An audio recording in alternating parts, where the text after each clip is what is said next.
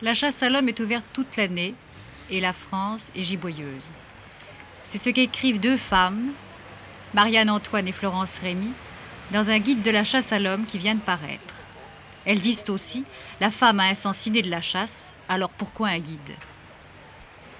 Parce que ce qui est important, ce n'est pas de chasser n'importe comment, c'est de chasser pour le plaisir de la chasseresse et également pour le plaisir du gibier. Alors un gibier mal chassé, c'est un gibier souvent perdu pour tout le monde et pour les autres chasseresses. Vous êtes pas référé aux espèces animales pour classer votre gibier? Oui, c'était pour la commodité, et puis enfin parce qu'on les voit mieux. Ça parle, on imagine très facilement un monsieur qui correspond à cette description.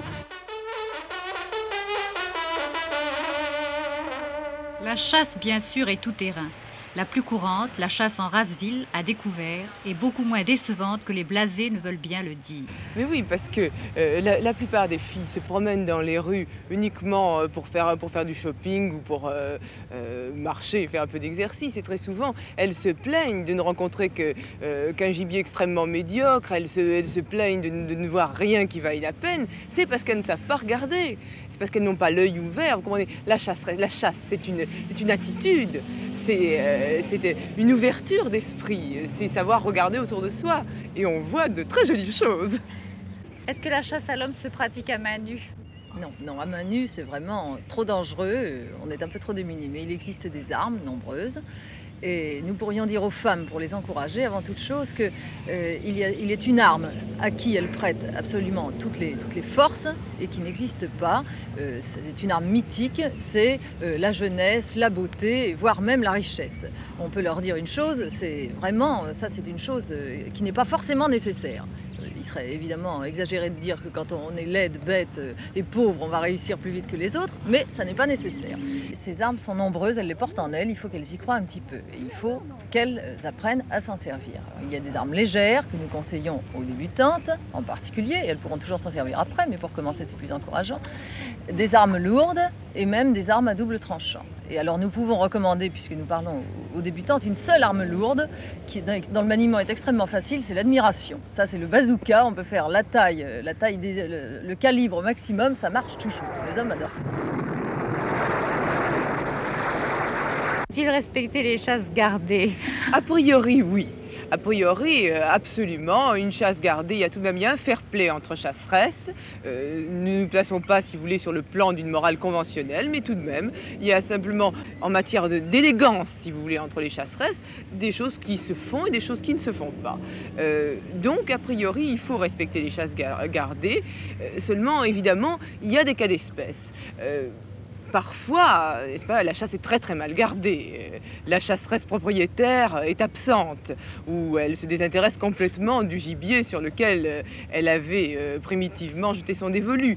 Dans ce cas-là, on peut dire qu'il peut être compréhensible, excusable, de piétiner un peu, de braconner sur un terrain donc gardé. Donc, pour vous, le mariage n'est pas incompatible avec la chasse? Non. Absolument pas. Et il faut dire également que chasser n'est pas nécessairement consommer, n'est-ce pas? C'est une erreur absolue. Ça arrive souvent que les femmes qui se téléphonent beaucoup annoncent à une amie « ça y est Gérard, je l'ai, ça y est Michel est à ma main, ça y est Christian est tombé ». Il ne faudrait pas crier victoire trop tôt. D'abord parce qu'elles vont se faire une réputation de menteuses et ensuite parce que le gibier finira par le savoir et par faire fuir les petites proies qui se laisseraient volontiers attraper autrement. Depuis l'âge de pierre, l'homme primitif se réserve exclusivement le privilège de la chasse. L'homme civilisé se sent-il chasseur ou gibier? En principe, je me sentirais chasseur. Est-ce que vous croyez normal que les femmes se transforment en chasseresses? Ben, ça serait pas si mal que ça, un peu chacun son tour, quoi. Vous vous sentez gibier ou chasseur? Ah, un peu gibier de temps en temps, oui. Finalement, elles arrivent assez souvent à faire ce qu'elles veulent. Et à décider elles-mêmes où elles doivent nous rencontrer. Donc elles nous adressent la parole les premières. Vous estimez que les femmes ont des armes et qu'elles... Oui, elles ont beaucoup d'armes.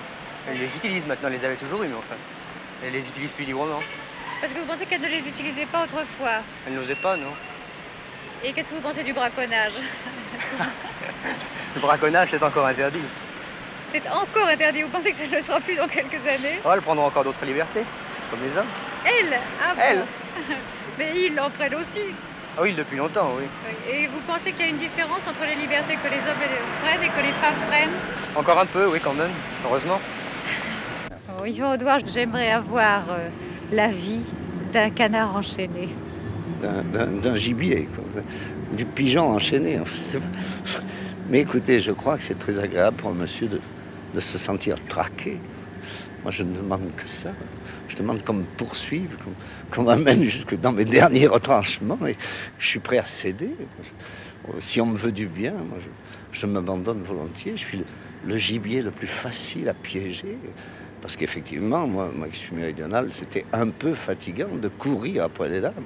Mais si les dames se mettent à courir après vous, c'est pas moi qui fuirai, je répondrai toujours présent.